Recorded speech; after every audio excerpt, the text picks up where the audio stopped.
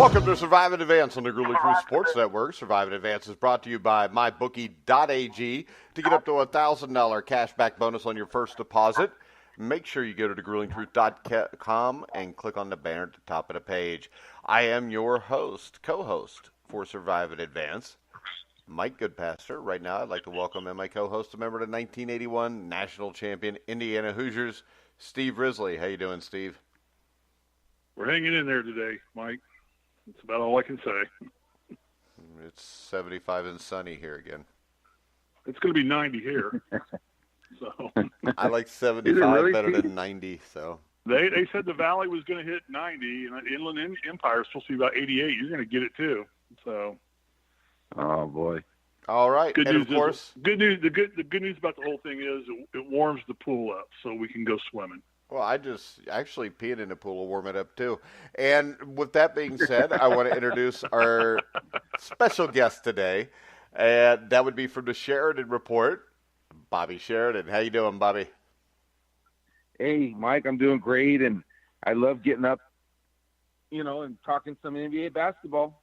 Yeah, and we're going to start off the show with that. In about a half hour, we'll transition to the NHL Playoffs with our hockey beat writer, Sam McGinnis. So let's start off. Saturday, Bobby, we had a ton of upsets in the first round. We've got a lot of series here that are sitting 1-1, nobody expected. When I look at this, the series that stands out to me most is a game that's going to be played tonight, I believe, between the Brooklyn Nets, who will host the Philadelphia 76ers. It's one game all. And the Sixers dominated game two after being dominated in game one. And all this is about making changes. And I would say the most obvious switch for Brooklyn with me would be starting the best guys on their team, because you could make the case that two of their three best players come off the bench. Yeah, and that's kind of one of those things where I think regular season basketball is different than postseason, right? In the regular season, you've got all these 82 games to get through, and it's a grind. You need 8, 9 guys and the teams that were doing that were very successful, playing 9, 10 guys and having full second units come in. But the rotations, when you get to the NBA, they shorten up, they tighten up. I mean, the playoffs, they shorten up, they tighten up. And the bottom line is, sometimes coaching and experience, and it really plays a role in getting things ready to go. And I think the Nets and the Clippers are much like that. They're two of their best players. A couple of them come off the bench, but I have a top play in this game that we're going to go over on our show, Mike, and I really have a strong opinion in Game 3. All right, so I think here there's definitely reasons you wouldn't want to roll out a three-guard lineup like that against the Sixers. I think predominantly because you'd be mismatched with size. But in theory, to me, if the Nets did this, they would be able to force the Sixers into defending repeated isolations, something that I don't think they're really well-equipped to deal with. And when Brooklyn has been able to force the mismatch they want, they've had success attacking the basket, especially with Dinwiddie in particular. And he's been going by attacking J.J. Redick and Mike Scott. I think maybe a more realistic switch here might be bringing just one of LeVert or Dinwiddie into the starting lineup, which would allow Atkinson to stagger his ball handlers a little bit while beefing up the scoring for the starters. You know what? That's going to be a good move for them. If they do something like that, I'm sure they will. And the 76ers can counter and do some things. And the thing with the 76ers is they have the Jimmy Butler, Tobias Harris kind of weapon. The 6'6", 6'7" player who is still very agile and is going to cause problems on the other end. So it's okay, I'll cause problems here, but I'm taking on problems there. And you're right, Mike. This is a fascinating matchup. And the bottom line is when Embiid is healthy, he's the best player on the court. There's no matchup for him, And so Philadelphia has answers. The third period of Game 2 was amazing to me. How they scored like 51 points. Yeah, they scored like 51 points. And, as we go on, these things take turns and the drama builds. And, it's just an incredible, 7-game series in any sports. And we got, Game 3 tonight, and they're changing venues now in these Game 3s. They're going to New Jersey and going to play there in the Barclays Center. And I think we're going to see one team really assert itself tonight. And we'll talk about that on our show. All right. Steve, Nets, Sixers, it's one game all. What do you think happens here? They move to Brooklyn. It'll be at the Barclays Center, where the Nets have not had this might be the first time that the Nets have had a huge game at the Barclays Center. What do you think goes on with the rest of the series, Steve? Well, it's an interesting fact, and the first question I'll ask before I answer that is, to either one of you, does this signal, because the elevation of play, like Bobby alluded to, the elevation of play increases dramatically in the playoffs.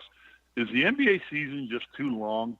Is 82 games just too many games for them to play in the course of a season?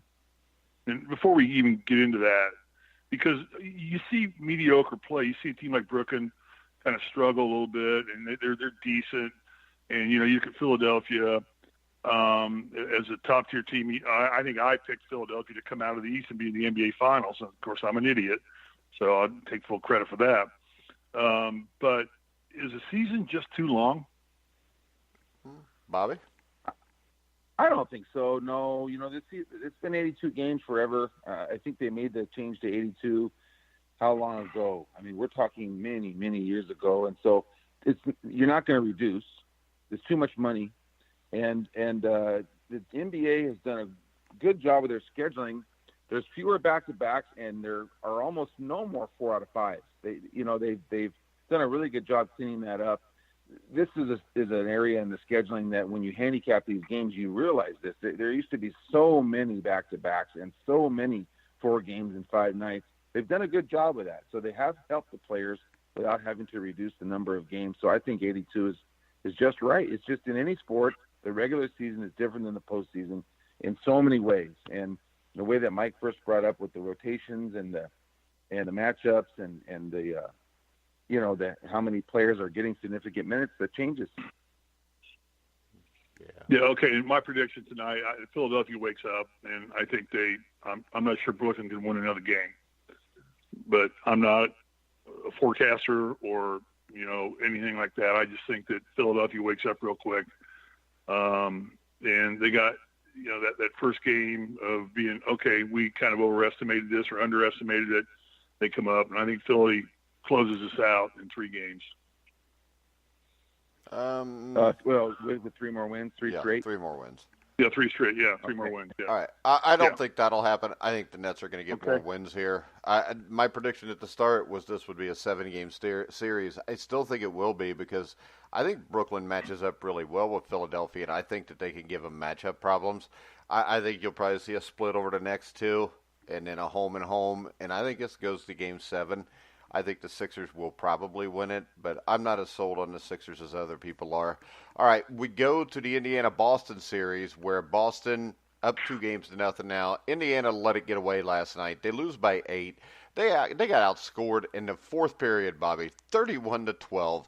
Kyrie Irving, 37 points. Jason Tatum, 26. Is this just the point where, they had a good season, but you really cannot afford to lose Victor Oladipo and be able to make a run when it gets down to it?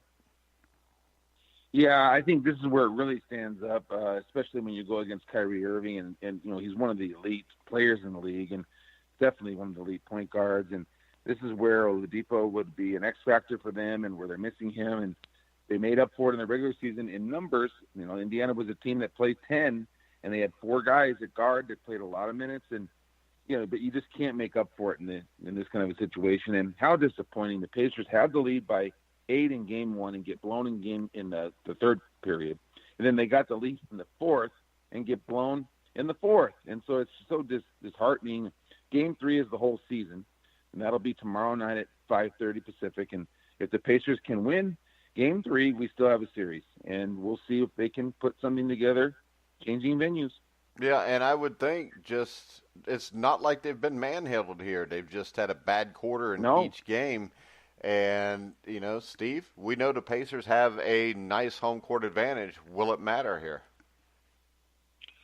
I don't know. That's a good question. I was going to ask you guys a question.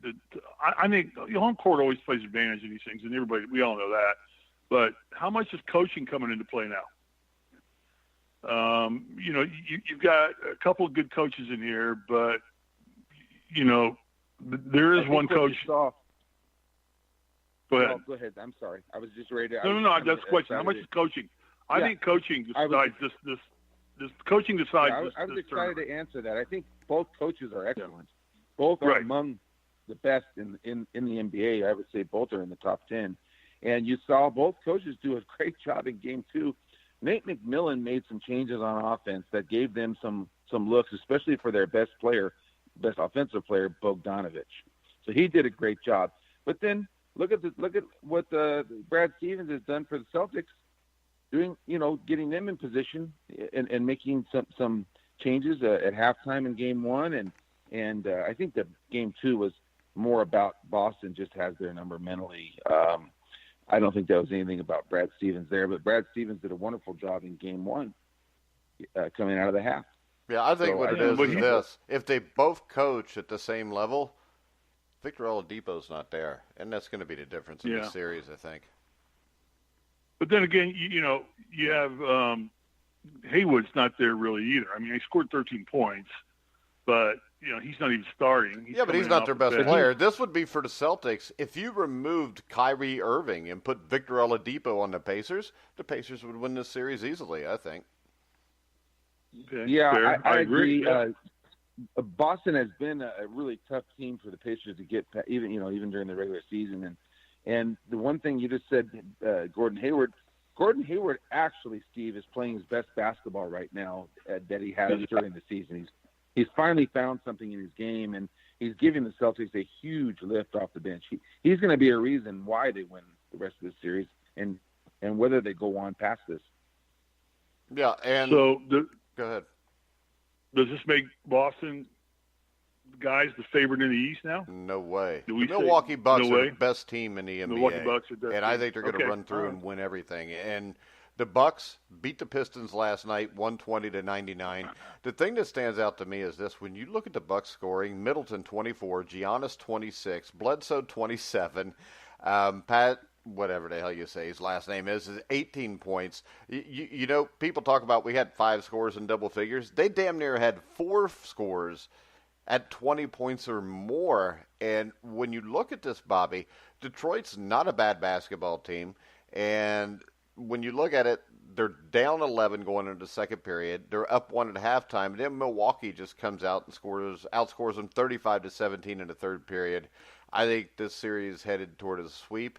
And I think when we look at this, I think Milwaukee's the best team. And I include Golden State when I say that. Yeah, I think there's a good chance that you could be right. We still have to see because they haven't been there and they haven't done it. But they're definitely looking like all the part, that's for sure. But they are playing the weakest of the 16 teams. If you seeded at 116, Pistons would be 16. But the point is this, Bobby. Remember this: they've done what they should do, which is blow the team out both times. And the team that we would seed 15 may beat the Clippers, and they beat 2. Oh yeah, exactly. Yeah. You're absolutely right, and in that regard, for sure. But the Pistons, are playing without Blake Griffin, who's their star player, and they limped into the playoffs without him. And this is no surprise. I think that the Bucks test will be the next round. Then we'll be able to really tell, if they're just going to barnstorm all the way to the finals or not. All right. Hasn't about every team that's ever had Blake Griffin on their team played without Blake Griffin? Pretty much. Yeah. He had a few years where he got to play in the playoffs. Yeah. When it was with the Clippers, I mean, he played like 20, 30 games, and he was getting paid $25, $30 million a year, something like that. Then he signed some huge contract. And he did. He did have a stubbed his toe one time, and didn't play for half a season. And so, I think you can't factor Blake Griffin into your decision-making process in the playoffs. So you just can't count on that guy at all. He's kind of like Carson Wentz, in my opinion. All right, next up. On Saturday, the Orlando Magic upset Toronto in Game 1. Game 2, the Raptors came out, righted the ship. Kawhi Leonard, 37 points. Kyle Lowry, 22 points. I think when the series started, I thought Orlando would win 2 games. I think they may get 1 home game here, but I think the Raptors will win this in 6 games, Bobby. Oh, Mike, the Magic were the kind of the opposite of the Pistons. They came in playing their best basketball, and like we talked about, they were out of those bottom tier 4 teams, they were actually playing, the best. And lo and behold, they upset the Raptors in Game 1, and that was unbelievable. And the Raptors come back and take Game 2. So okay, here we go. Game 3 will be tomorrow. It'll be the first game on the board tomorrow. It'll be a 4:00 start, and that's going to be an interesting matchup. The Raptors are the more explosive team. They are the higher firepower team, but the Magic play really well together, and they're really well coached, and they have a really good team chemistry going.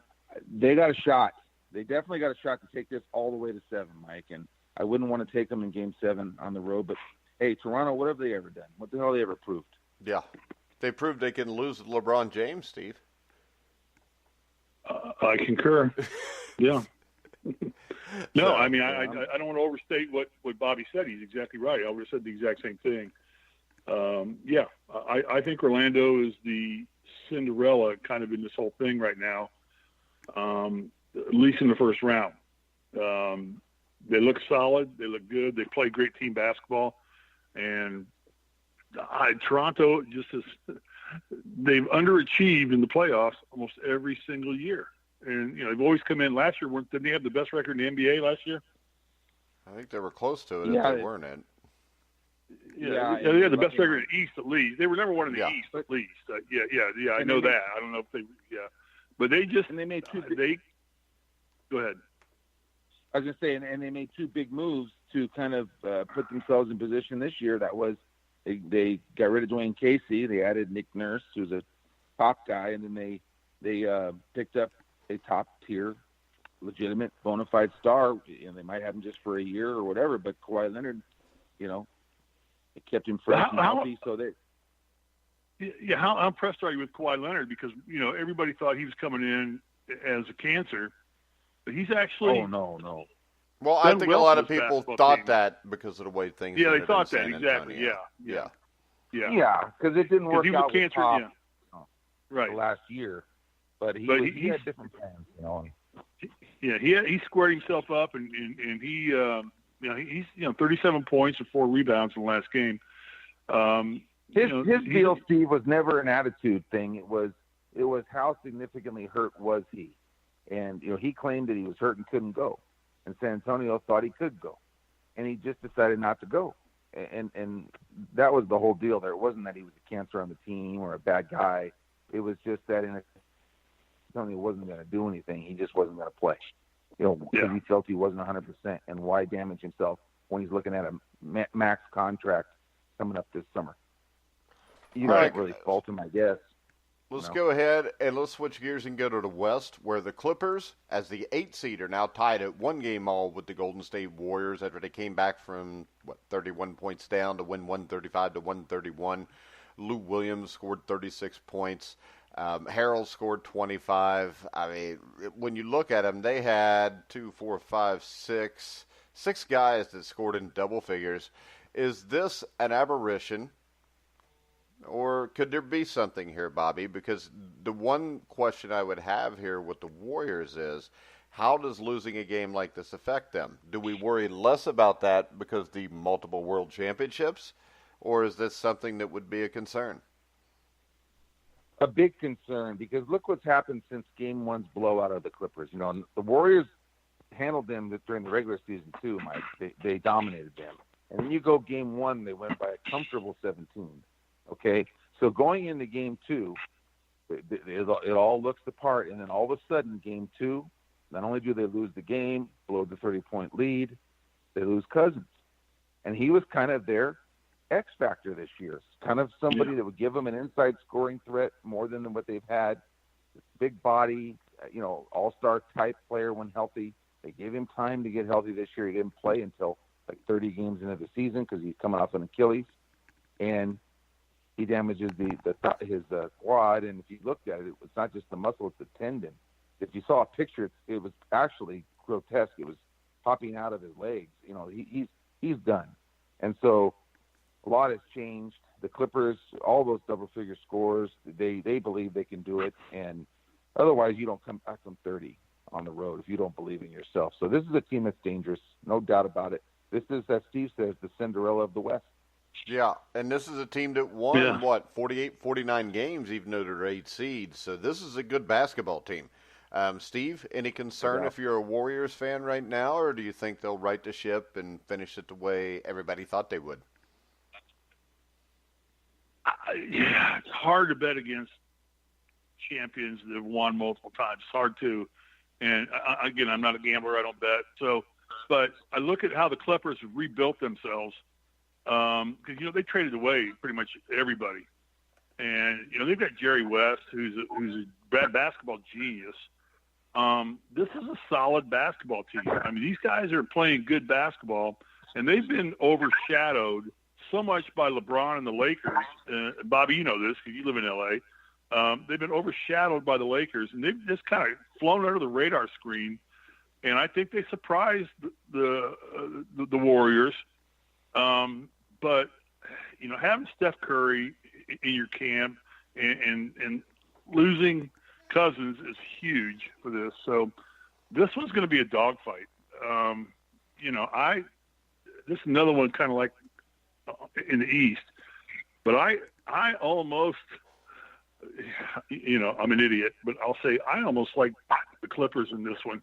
I think it's time for a new king on the throne. All right, I think this. And it's not going to be the Clippers. It's not going to be the Clippers, but I think that they. I think the Golden State Warriors will win the next 3 games. They'll win the series 4-1, and then they're going to lose to Houston.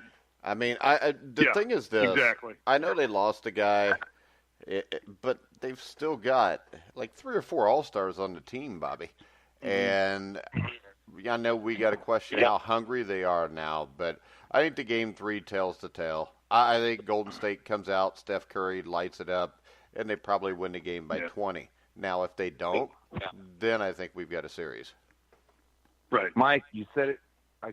That was the perfect answer right there. It's why I'm not on the game tonight. I want to watch the game tonight because that'll help lead me into how to maybe play Games 4 and Games 5. So you're right. And why am I doing that? Because the Warriors could come out and reestablish themselves tonight, win by double figures, and all is right with the world, right? But the Clippers come out tonight and show that, okay, well then, you know what, I can come right back with the Clippers in Game 4. So from a betting perspective, that's how I'm looking at it. I could definitely see what you said, Mike, to come back and win the next 3. Here's my concern with the Warriors. Earlier on, 2-3 months ago, we talked about their team chemistry. The Clippers have it in spades. And the Warriors are really lacking a little bit with Durant is literally, when the playoffs are over, he's gone. He's gone. He's gone. Yeah. And how do you, it's just, I guess, Steve Kerr, he does a great job coaching great players, and he doesn't get the credit he deserves, or maybe he does. I don't know. But I think Steve Kerr is a great coach. Yeah, but see, and that's my point on this is this, Bobby. If the Clippers would have trailed this game 5 to 10 points and then jumped up and won it at the end, I would actually take it more seriously. Because to me, being down 31 or whatever it was and coming back to win is damn near a fluke. They just got hot. And they still got outplayed for most of the game, correct? Yeah, they did. They got outplayed for probably 65% of the game. And then, but, for a championship mentality, how could you, you're up 30. I guess they thought the game was over, but it's hard to turn it back on, when the other team's doing that to you and you never thought you were going to get back off the bench, and then all of a sudden you're back up off the bench. You can't find it sometimes the second time. And, and it was a fluke, but, that really brought in how could they let that happen? Well, because when you get up that big, it is, no matter who you are, there's not many teams we've seen that get up by 35 points to keep the same intensity. And when the other team gets hot on you, it's hard to turn that back. And we've seen it. I mean, a perfect example to me would be the 1985 NBA Finals, where Game 1, the Celtics beat the Lakers 148 to 114, and everybody thinks, well, this is over. And then in Game 2, the Lakers come out, play great, and end up winning the series in 6 games. So my point is this. No matter what happened, it's just one game. The concern I would have here would be the fact that they couldn't do enough to win the game at the end. which may spell a problem with that team's chemistry. Where, if you're not a close-knit group, things can fall apart and unravel a lot easier than if you are a close-knit group. Yeah. Totally agree. And the coach right there. Is that a situation here where you kind of get maybe the Clippers? This is a 1 versus 8 seed, I believe, isn't it? Yeah. Yeah, so it's a 1 versus 8. So a little complacency in here. Maybe they, again, underestimated. Well, I guarantee you they underestimated him. Hell, if I've got 3 rings on my fingers and I'm playing an 8 seed, just the Los Angeles Clippers, I'm going to take them lightly. Now the question is this. The Clippers smacked them in the mouth, and will it wake them up? Or will the lack of team chemistry have them turn on each other? Because that's what we're going to see tonight, and that's why Bobby wants to stay off Game 3. I would stay as far away from it as possible, because we're going to find out tonight exactly what Golden State is made of against a team like the Clippers. That doesn't mean to me, because I still think down the line we're going to see that lack of, cohesion, lack of being kind of a family team. I think that's going to bite them in the ass at some point when they play a Houston or a Milwaukee. I think when stuff gets tough, they're going to turn on each other. Right now, stuff is tough, but they're still the more talented team. So the question is, how divided are they? Because if there's a big divide on that team, they could basically just turn on themselves and eat themselves from within and lose to the Clippers. I don't think that's the case here. I don't think they're that far gone. But I think tonight, that's what makes this game so interesting. Well, and then the next two games, Bobby, they're at the Staples Center, aren't they? They're back in L.A. Yeah, they're at Staples Center. So let's see what kind of a home crowd they can produce tonight. Golden State Warrior fans are there. Yeah, no, when Mike Whitson was assistant coach with the Clippers, I had tickets and I would go to a Clippers game and there would be nobody there. Or not nobody. I mean, but it would not be sold out. Then you go to a Lakers game and you're paying $5,000 to sit, anywhere in the lower level. So it's a different thing. But the question here is Durant and Cousins, losing Cousins, and then what's Durant's mentality? Is he just looking to get out of town? Is he going to be a team player? Does he want to get another ring? I don't know. Clippers they're united. It's and they're playing now 2 games in L.A. at home. I think it makes for interesting conversation. And Mike, if I was going to bet, I would bet like what you said. I think the Warriors close us out in the next 3 games, but I don't always want to take the same position you do because we're so fun. I thought you already said the Clippers were going to win the series like 5 minutes ago, Steve. I did, but I prefaced that by saying I'm an idiot, so that's okay. But I want to believe that because I think it's going to be a better series than everybody thinks it's going to be. I still think it's over in 5, but you never know. I also thought the Golden State was going to win when they were up by 31. Now, one series where I do think we're going to see the upset, and I think we've saw the makings of that in the first 2 games, was the 2 versus 7, the San Antonio Spurs, who won Game 1 against the Denver Nuggets. The Nuggets came back and won Game 2 with a great fourth quarter. But when I watched this series, Bobby, San Antonio looks like the better team to me.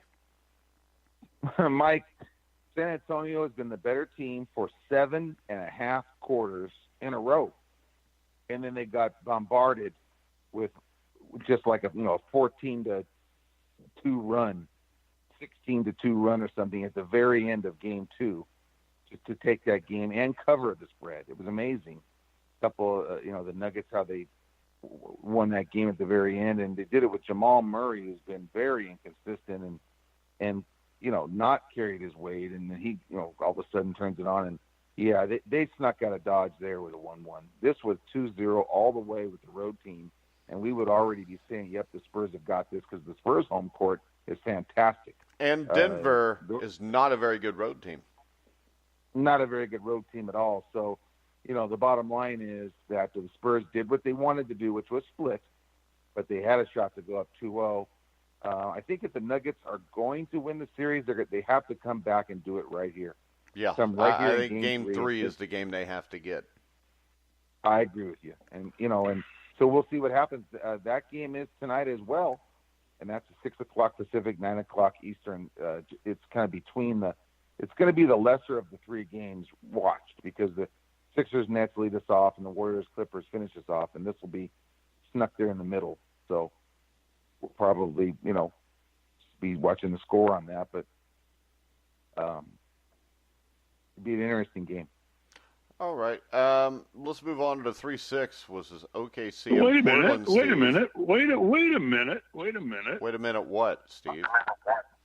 I've got to go a little bit here with the Nuggets because I coached Gary Harris in high school. That's why we go with the Spurs. Spurs. There you go.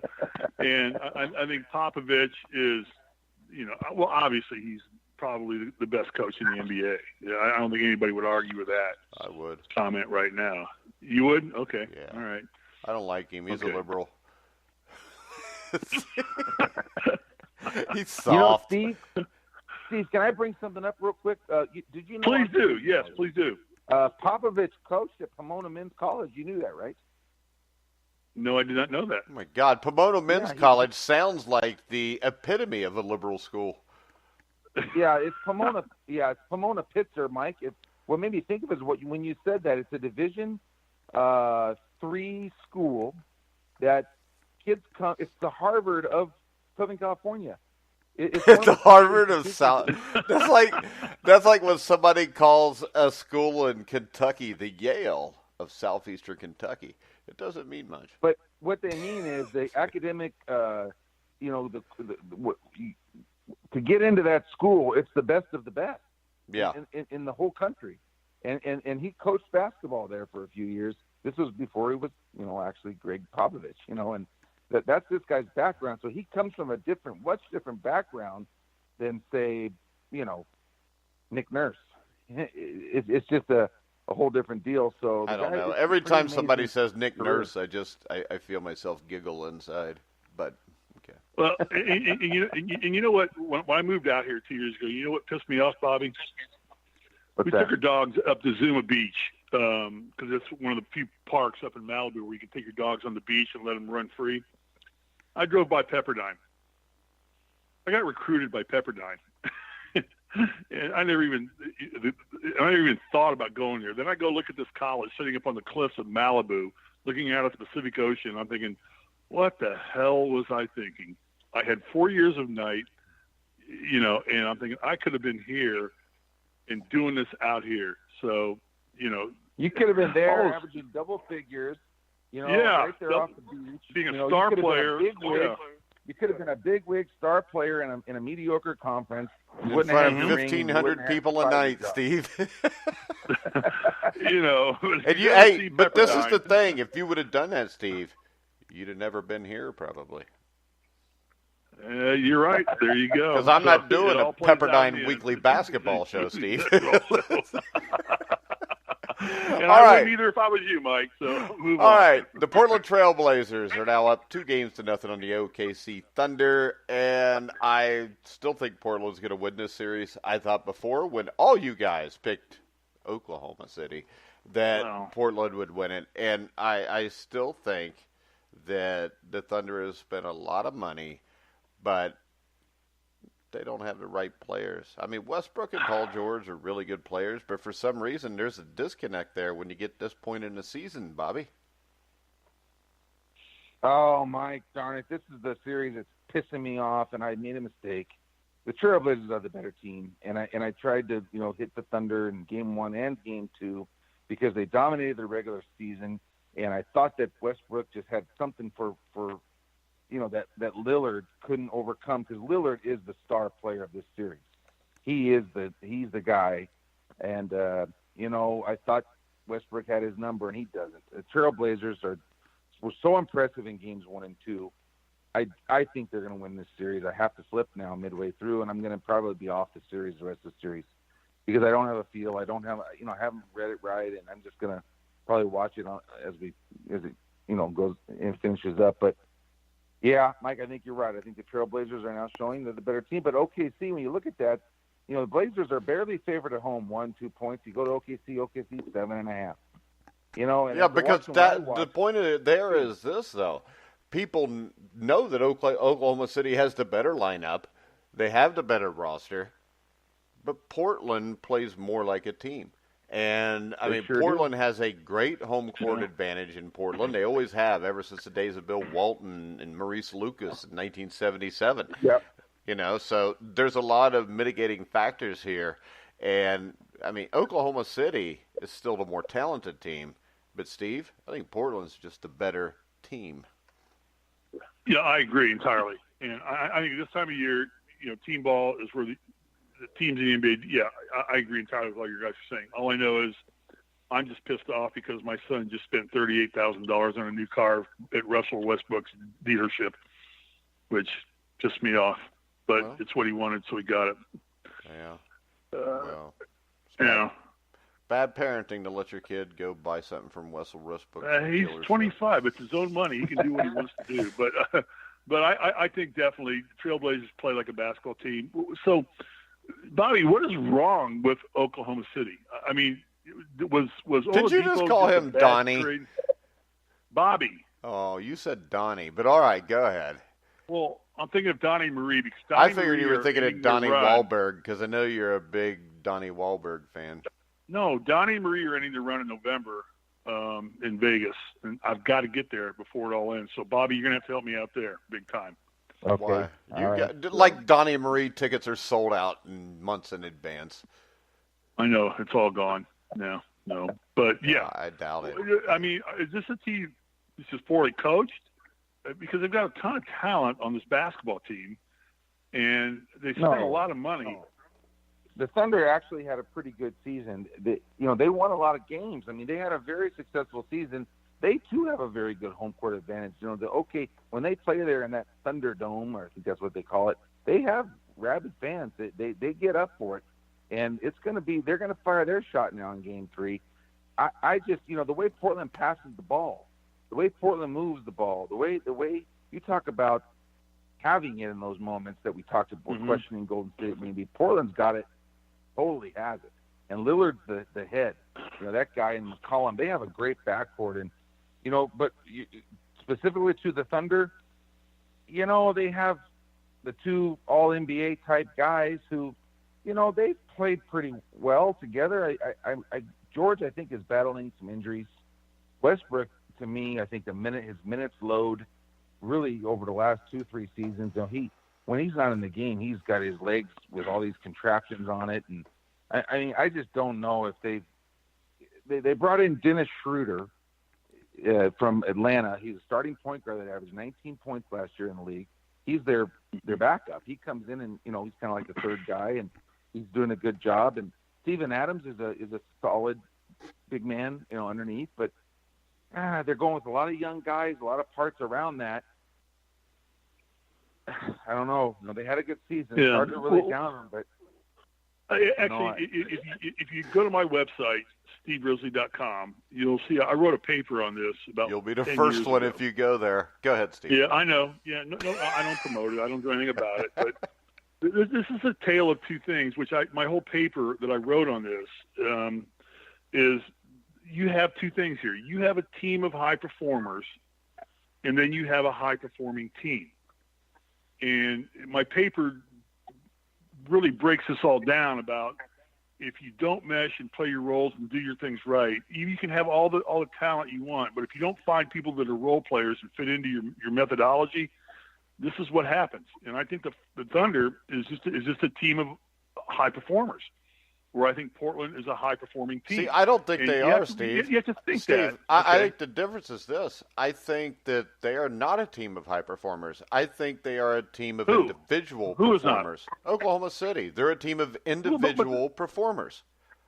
Right. Because to be high-performing, you can only be high-performing if you are a part of the team.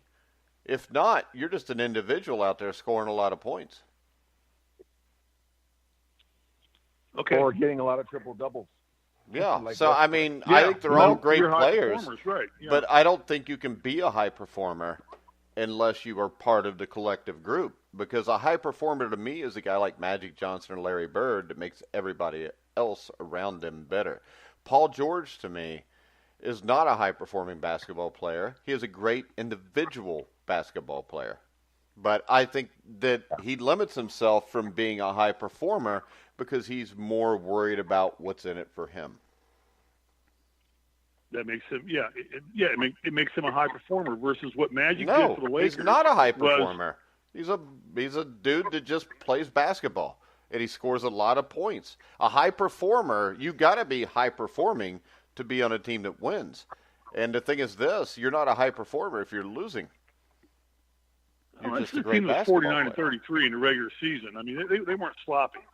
Well, so were the Clippers.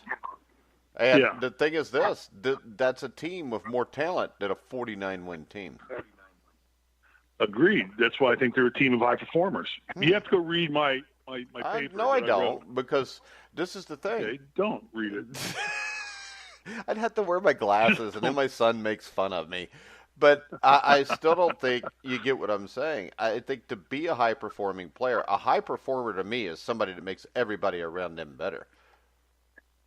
Yeah, that's why Magic Johnson, you brought up Magic Johnson. He's a high-performing player. But he built a high-performing team. He took the Lakers because that's what a high performer does. Showtime became the most highest-performing team in the NBA next to the Celtics, whichever team you want to say you like better. But he took them and made them a high-performing team. He got everybody. He got Coop. He got Rambis. He got Cream. He got Byron Scott. He got everybody to play their role. Okay, that's my point. A high-performing player makes a high-performing team. A player that is an individual that doesn't care about the rest of the team never can be a high-performing player. Because to be high-performing, you have to be at the top of your game. And to be at the top of your game, you have to make everybody around you better. Otherwise, go read my paper. Go read my exactly. It's like I said, a team of high performers, which is a bunch of individuals trying to play basketball, versus a high performing team, which is guys all have the same common goal and want to work together. Read my paper. I don't understand how you can be high performing if you're not successful. No, I mean, 49 and 33 is not bad. In the NBA. Yeah, not bad is not high performing. Not bad is not bad. Okay. It's not great. I mean, to me, the Golden State Warriors the last 3 years had a bunch of high-performing players. And when you have a bunch of high-performing players, you cannot be a high-performing player without playing as a team. I would disagree with you 100% there, but let's save that for another show. Well, you would be wrong. That's all right. But a team that is performing really high is the Houston Rockets, who are destroying the Utah Jazz. I thought the Jazz might win a game or two here, maybe even force a Game 7. And then the Rockets would beat Golden State. I still think everything's going to happen I just said, except for the Game 7, Bobby. I agree with you, Mike, except for the Game 7. And maybe except for the Game 6, too. Yeah. Maybe the Game 5. They seem to have nothing for them. Looks like a really bad matchup. It looks like they've got their hands full. And Utah is a 3-point favorite on Saturday at 7:30. It's the late game on Saturday. Utah is a small favorite at home, so it's Game 3 or it's do or die in Game 3. But Rockets, the thing here is that can Utah score against the Rockets? Can the Pacers score against the Celtics? That's the question. And the Rockets are just defending them so well. And then you got all kinds of problems trying to deal with Harden. And there's a lot of controversy in that series, Mike, in terms of Quinn Snyder has elected to stick with his defensive philosophy on forcing everything right for Harden, and he just has all the answers. But he says, look, that's not what's hurting us. We got to score. And I think he's right on that. So they've taken a stance on how they want to defend Harden. It's not working, but they're not scoring, so it doesn't matter. This looks like it could be a sweep. Yeah, I agree. But, Steve, any comments on the Rockets real quick before we wrap it up and go to hockey? No, I agree entirely. Steve just pumped up to get the hockey, so. But but Bobby, this is a team that the Jazz are a team that you were high on most of the season, as a team you thought could do some damage out in the West. And what's happened to them? Yeah. What happened to them was they haven't really fortified the point guard position at all. When I was really high on them, they passed the ball really well. They have a lot of good defensive metrics. Rudy Gobert does an outstanding job around the rim, but see, Houston is unconventional, and so it's not playing as much of a factor. And the point guard position, when it came, Rubio came back, they need to get a point guard. He can't do it, and they actually played better, I think, when Mitchell played point guard. And Houston's leaving him open for shots. He's not making them. Rubio is a detriment to their team, although they need a point guard. And so it's not working. They have the right philosophy, though. They're very well coached. They pass the ball well. They have good like a lot of their metrics, the points per possession, both offense and defense are in the top 5. But it just doesn't work for them, enough to beat who I think is going to win the NBA championship. I think Mike's right. I think it's going to be Houston and Milwaukee. So, Well, that was one next, and Eric Gordon. I got a Hoosier connection with the Rockets with Eric Gordon, who I think played there 1 year, played at IU 1 year, didn't he, Mike? Did he play that much? Yeah, I guess. Yeah, sure he did. And so the question is Harden the best player in the NBA right now? Yes. I don't know. I like Giannis. Best offensive player. Most dominant single player. Yes. In terms of being able to alter the outcome of a basketball game. Best offensive single player because he's got the ball in his hands. But he's not the guy. If you let me take one player, I would take, Mike just said it, I would take Deonte Kimpo. I think he's probably the best player. All right. Okay. All right, guys. Force. Bobby, you will be back at approximately 2 o'clock for the Sheridan Report. You can find the Sheridan Report at thesheridanreport.com on the internet, at Sheridan Report on Twitter. So, Bobby, you're out of here. It's time for hockey. So we're going to let you go. All righty. And me and you will reconvene in a little over an hour. And we are going to take a quick commercial break, and we'll be back with our NHL beat reporter, Sam McGinnis, right after this. Hi, I'm Mike Goodpaster from the Grueling Truth Sports Network, and I'm here with just one simple message. If you're watching the games, it's time to start making money. The Grueling Truth has recently partnered with MyBookie.ag, an industry-leading sportsbook website, who reminds you that where you bet is just as important as who you're betting on, and that's why the Grueling Truth urges you to check out MyBookie.ag. In addition to the usual thousands of odds, money lines, proposition bets, and futures offered on MyBookie.ag daily, they also have in-game live betting and a mobile site that makes wagering on the go easier than ever. So join now and MyBookie will give you up to a free $1,000 cash bonus on your first deposit. Just enter promo code TGT50, that's TGT50, to take advantage of this offer. You can also go to thegruelingtruth.net, click the banner at the top of the page for MyBookie.ag, and also get the same benefit and the same $1,000 free cash bonus on your first deposit. So visit MyBookie.ag, courtesy of the Grueling Truth, and enjoy winning today. MyBookie.ag. You play, you win, you get paid. All right, guys, we're back on Survive and Advance on the Grueling Truth Sports Network. I want to thank NBA beat writer Bobby Sheridan for coming on the show to talk NBA playoffs. Now, Steve, it's time to talk a little NHL playoffs. I want to welcome in our NHL beat writer, Sam McGinnis. How you doing, Sam? How about Tampa Bay? Hi. How about the fact that I at least said they would win 1 or 2 games? I wasn't expecting a 4-game sweep, and I think it's safe to say that maybe is the greatest upset in NHL playoff history, Sam? Yeah, because the only other team that won 62 games went all the way to the finals. So, yeah.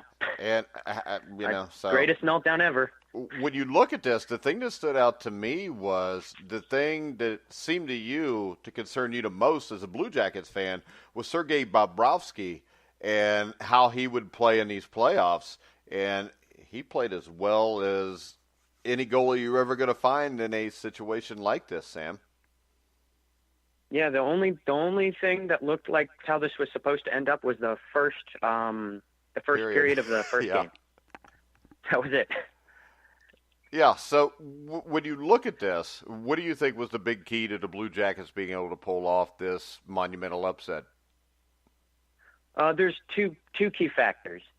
First off, for once in their lives, the Blue Jackets actually played up to their potential. You watch this throughout many of their seasons where their potential is first or second in the division, and they end up at, the second wild card spot. They even pick up Matt Duchene later in the season, still end up in the second wild card spot, but they finally decided and figured out how to play up to their potential consistently. And then the second part was unaware to the rest of us, Tampa Bay happens to be the greatest choke job story ever. And between the two of them, between Tampa Bay playing down and Columbus playing up, it was a interesting series. Well, I'll tell you, the thing that stood out to me was the power play and the penalty kills, because the regular season saw Columbus inconsistent, ineffective on the power play. However, those things seemed to click for them, after they hired Martin St. Louis to help fix their man advantage issues. And that was a huge thing here. I think special teams was something coming in people would have definitely favored Tampa Bay with. But in the end, Columbus dominated there. Yeah, nothing like getting an old player from the Lightning to kill the Lightning. So, this is the question now. They win this series. What are their chances to go farther than this? That depends. Do they continue playing up to their potential, or do they revert back? I think they'll probably, now that they're a bit more comfortable, they'll play up to their potential. But I think, if I'm not mistaken, they're playing the Islanders next. I'd have to look again. But I looked at both of these series, and the Islanders solved their one issue, and that was the issue of scoring. And I don't know. That would be a really good series to watch, though. Yeah, but, the fact is this. If you're good enough to beat the team that had the best regular season record, there's no reason to believe that you can't go farther from here. Oh, absolutely. I was just saying they have a hard team next. So I think if they play up to their potential, they have Eastern Conference Championship ambitions, I think, is the furthest they could go. All right, and I think as a Blue Jacket fan, you'd probably take that after never winning a series before, correct? Yeah, I just moved here, though, so my prior history is the Red Wings, so I can't say I'm not spoiled. Red Wings. Where are the Red Wings at? They're not in the playoffs, Sam. Listen, we've got a good farm system. You wait. I thought you were a Blue Jackets fan. Now you sound like Risley, who, when we talk baseball, is a Reds fan, a Dodgers fan, and a Yankees fan, Sam. So which is it? Are you a Red Wings fan or Blue Jackets? I lived in Michigan for 13 years, boy. Of course I'm a Red Wings fan. Blue Jackets are like on the side. Did you hear this? He called me a boy, Steve.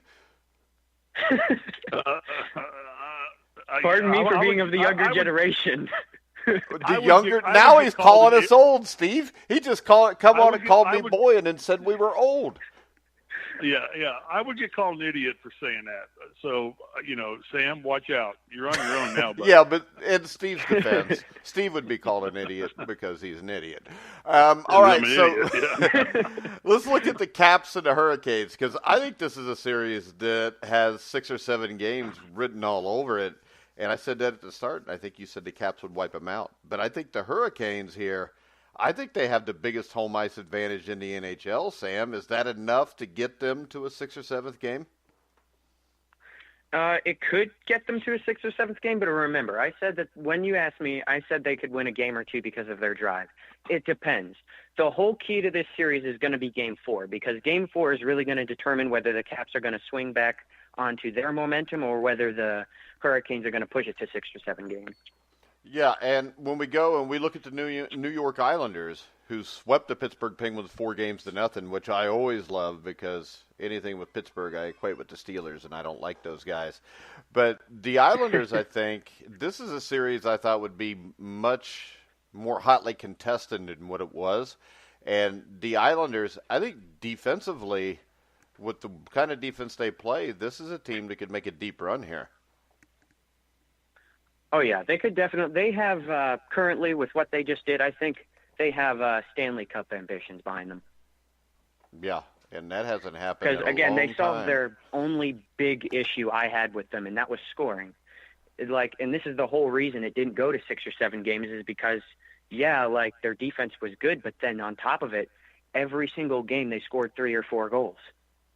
Yeah, and I think when we jump to Winnipeg, St. Louis, that's another question. Wait a minute. With the Hurricanes, yeah. I think the reason they're doing so well, and again, I'm an idiot on hockey, so other things. But Ted Dundon doesn't have to worry about the AAF anymore. Tom Dundon. He can now get back. Tom Dundon. Just get back and focusing on the NHL and his Hurricanes. So I think that's why they're doing well. Well, no, they're doing well because Tom Dundon has nothing to do with the day-to-day operations. He just owns the team. Exactly.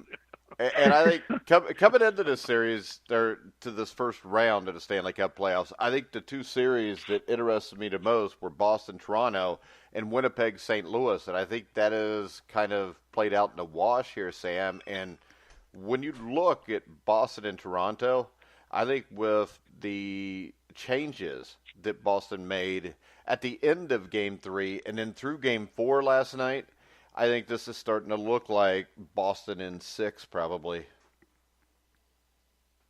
It's playing out kind of how I thought it would, because you could see the determination of the Maple Leafs, but you also saw the skill of Boston.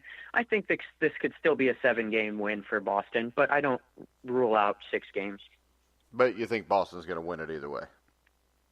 Either way, yeah. Again, Boston has home ice. They're really good on home ice, and they're still talent-wise a little bit better than the Maple Leafs, so I think they'll still pull it through regardless. Yeah, and the thing about the Maple Leafs to me is this is a team that I think was a lot more was expected of at the start of the season, and I think they kind of like the Blue Jackets. I don't think they really lived up to their billing during the regular season, Sam. No, how do you acquire John Tavares and then at one point in the season Jake Muzzin and still end up 3rd in your division? Yeah. It was kind of like they did well, but it was like almost a repeat of what you saw last season and how the standings ended up. And so it was just kind of disappointing to get all that extra talent and then not go any further than you did last year. Yeah, and then we look at Winnipeg-St. Louis, which is a series I think could go either way. Do you have any opinion there, or what do you think is going to happen the rest of the way? This one was really interesting because I thought at the beginning of the series that St. Louis was going to start Jake Allen because he had prior playoff experience. Thank goodness he didn't, because they ended up started Jordan Binnington, which I thought was really smart. I did say at the end of the day, you got to play the goalie that's doing better. Look what happened. This is why they won games 1 and 2. This is why it's a hotly contested series, is because he's playing really, really well.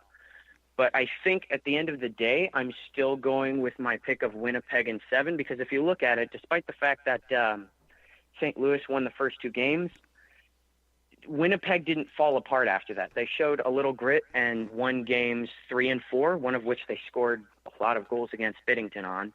I think it was 6, if I remember correctly. So at the end of the day, it's really like they've got home ice, and it's going to be down to that. So you pick the team with home ice. But it should be a really good rest of the way. All right, then we got the Golden Knights and the wounded San Jose Sharks. I think the Knights are going to advance here. Do you have any take on this? Do you think the Sharks have any chance to get back in this series?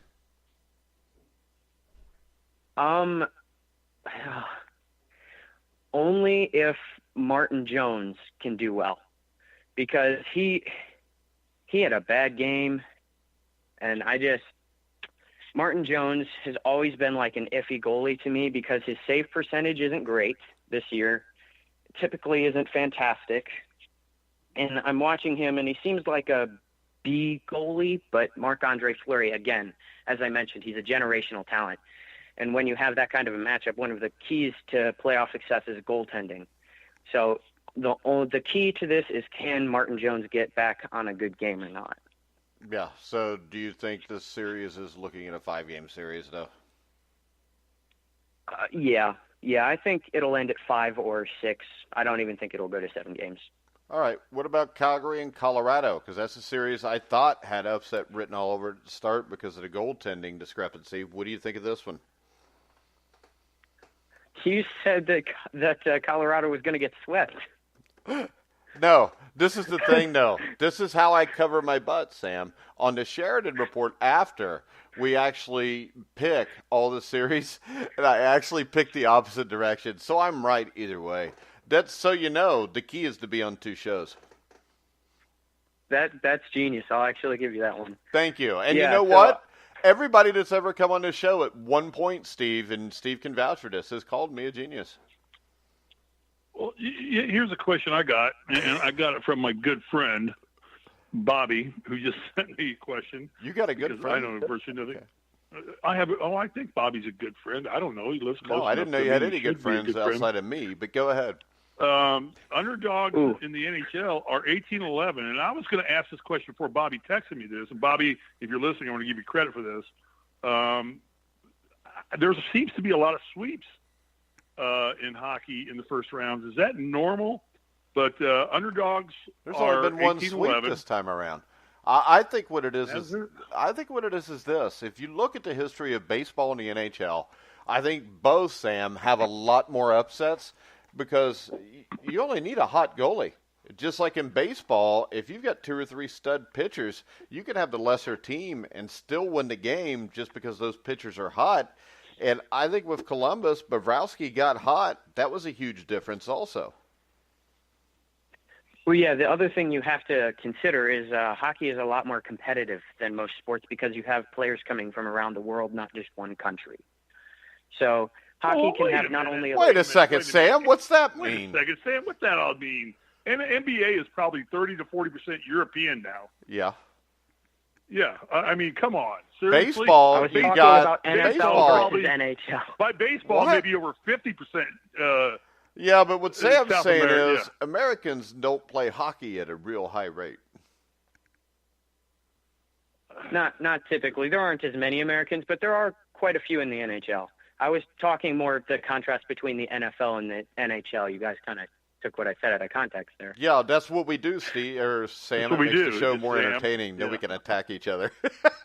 Yeah. It is fun. I'm not going to lie. It's fun to attack other people in it. Well, and that's what people So, want to hear. okay. That's how Stephen A. Smith makes so much money. Right. So the underdogs are 18-11. Are we going to see this continue throughout the playoffs, or are we going to see the dominant teams establish themselves?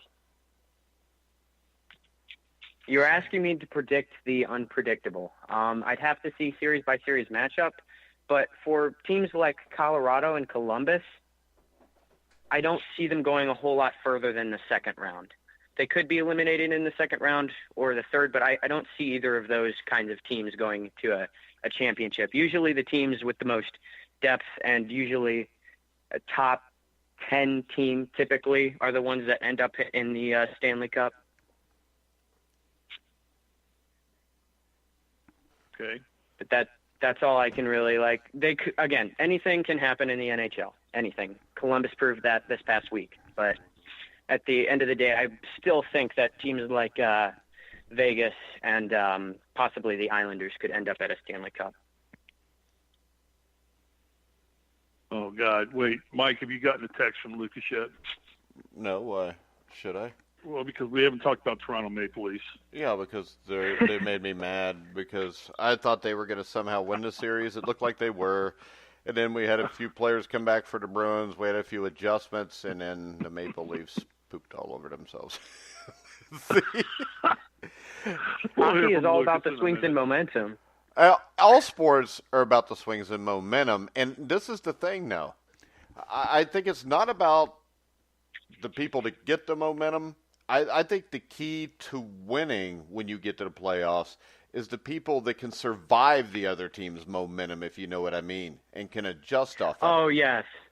Yeah, Yeah, I mean, that that's how it actually is. makes a lot of sense. Yeah, that's how it is in any sport. I mean, if you're in a playoff football game and you're playing a team that's supposed to beat you, and then all of a sudden you jump them, you will see them do one of two things. They will either come back harder, they will adjust, and they're the better team. That's why you were the underdog, and they're going to beat you. Or what you'll see is you'll see them kind of shrink away in that moment, and they'll lose.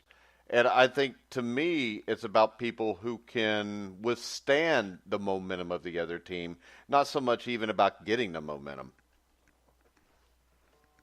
Yeah, because the thing is in hockey, the momentum goes both ways at some point or another. So you are completely right when it comes to Tampa that. Bay. It's who can survive. Because Tampa Bay, once that wave started over their head, they just drowned. They didn't have a way to combat that momentum. Where when you look at a series like Boston and Toronto, I mean, both teams have survived the momentum from each other right now. That's why that series still to me looks like it's going to be Boston. But in Game 5, if this series holds to form, the Maple Leafs are going to make an adjustment and then swing it back the other way. And I think that's what makes that series great. And that's what makes the Winnipeg-St. Louis series great, is because those teams have been able to withstand the storm that came against them, where teams like the Penguins and the Lightning have basically just been overwhelmed when that happened. Yeah, definitely. The Tampa Bay did have their own wave, though. Again, first period of Game 1. Yeah, and in Columbus, the whole key to that series, though, Sam, was not their ability to cause a storm. It was to weather the storm. Because at 3-0 after the first period, and you're an 8 seed, and you're supposed to get swept by these guys, it's real easy to just drop your head and say, well, at least we made the playoffs. Instead, they rose up, they fought, they overcame it, they put the wave back on top of Tampa Bay, and Tampa Bay had nothing for it. They didn't have the resolve as a team to be able to battle that. Yeah, I think a lot of it was, if you look at the history of the Columbus Blue Jackets, a lot of those players have been in series losses before where they were supposed to lose. And I think it was that moment where it was all or nothing for them, because they weren't going to go back home without saying they gave it a fight. And they certainly, it was that look on someone's face when they're done losing. Yeah, and the thing is this, and I mean, when you look at it, that's what this is all about. When you look at Columbus, I mean, they were a team that had been in this situation before as the favorite and just withered and died. So now the question is, when you look forward to the second round, when they play the Islanders or whoever, is how do they maintain this? Are they just happy to be there? Or does this give them the confidence to think, why not us? Yeah, I think no matter which team they end up playing, it'll be a 7-game series. You know, now that I'm thinking about it, though, I can't remember quite how the wild card system works after the wild card wins, because not a ton of them do. Yeah. So I don't remember who they're supposed to play. Come on, Sam, Regardless, you're supposed to be our hockey beat writer. Listen, I was up watching the Colorado game last night. What's that guy? Well, they didn't ever mention what would happen in the second round? Let's see. Who do they play? Sure they did. Boston and Toronto? Who is Columbus going to play? The winner of who? I think now that I'm thinking about it, it'll actually be because they were playing the Lightning, so because they're the wild card of that division, I believe they would play the winner of the Boston-Toronto series. Yeah, right, yeah. And I'll tell you this, Sam. I think that the Boston or Toronto series winner is a better matchup for them than what the Islanders is. It'll be a good series, regardless of who they play, because of the determination they're playing with. Yeah, and it is. Columbus will play the winner of Boston and Toronto. The Capitals and Hurricanes, the winner there, will play against the Islanders. I think this looks like in the East, I think we're going to get an Islanders-Bruins conference final. That is definitely what it looks like, because I think Columbus will give Boston a run for their money, or the Maple Leafs, depending on who wins that series. But I think the Maple Leafs and Boston will have the resolve you're talking about and the team talent to just beat out Columbus.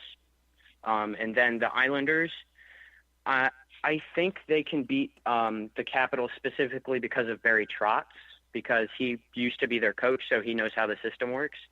And everyone knows how to beat their own system because they know how it's been broken in the past. So, not everybody does. I'm a Cincinnati Bengals fan, and I don't think Marvin Lewis knew how to beat anybody's system.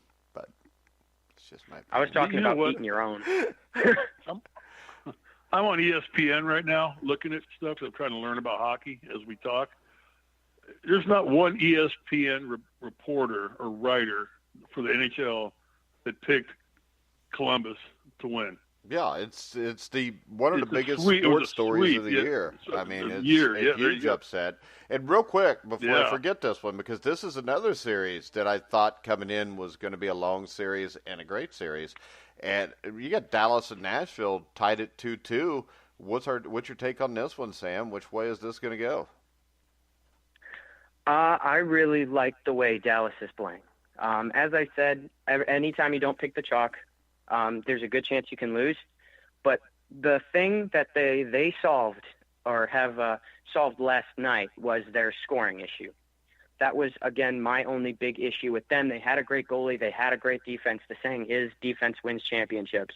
But then they also turned their offense on last night. If they can keep that up, this will end. And what did I say about Pecorino? He got pulled last night.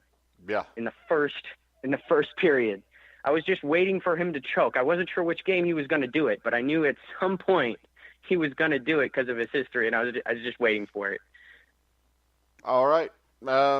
Steve, anything else before we let Sam go and wrap it up? Nope. That's a limited amount of knowledge I know about hockey at this point in my life, but I will get smarter on it for the next show. You said that last time, Steve, and it still hasn't happened. I know. All right. It hasn't happened. Sam, we want to thank you for coming on again, talk a little NHL hockey. Yeah, thanks. All right, guys, we're going to go ahead and wrap the show up for today. I want to remind people, me and Bobby Sheridan will be back with the Sheridan Report at 2 o'clock. That's in about 50 minutes, which you can hear on thegruelingtruth.com, or you can go to Spreaker. And, of course, later on, you can hear us on Spotify, iHeartRadio, all of those. Steve, any final words before we wrap it up? Had fun today. I made the most of it. All right. Steve's not talkative on days we talk NBA and NHL. He'll talk more tomorrow. We'll talk football or something, or basketball.